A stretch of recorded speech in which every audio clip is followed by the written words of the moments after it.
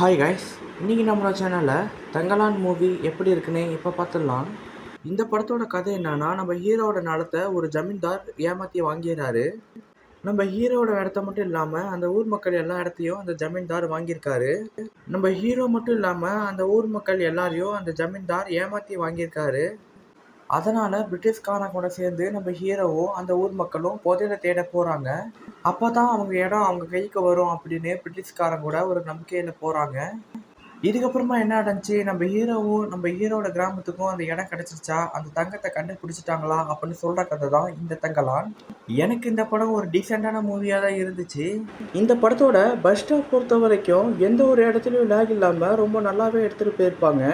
Bus ஸ்டாப்பில் அந்த புதையலை தேடி போகிறது, அந்த ஊர் மக்கள் ஜமீன்தாரத்தை ஏமாறுறது, எல்லா விஷயமும் பஸ் ஸ்டாப்லேயே காட்டிடுவாங்க. எனக்கு இந்த படத்தில் ரொம்ப பிடிச்ச சீன்ஸ் என்னன்னா, இந்த படத்தில் இன்ட்ரோல் பிளாக் எனக்கு ரொம்ப பிடிச்சிருந்துச்சு.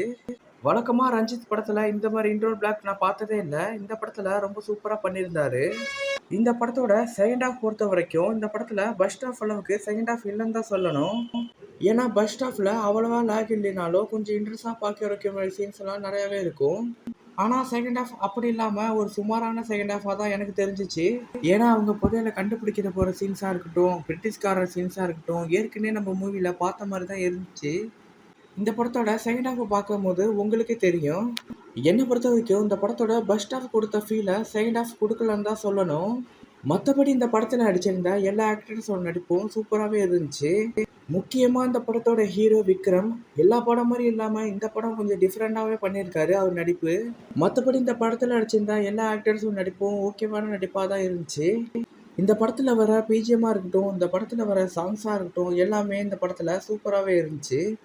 ஜிவி பிரகாஷ் மியூசிக் இந்த படத்துக்கு ஒரு மிகப்பெரிய ப்ளஸ் தான். என்னை பொறுத்த வரைக்கும் ஒரு ஓவராக ஐப்பேத்தாமல் ஒரு டீசெண்டான மூவியாக தான் எனக்கு இந்த மூவி தெரிஞ்சிச்சு.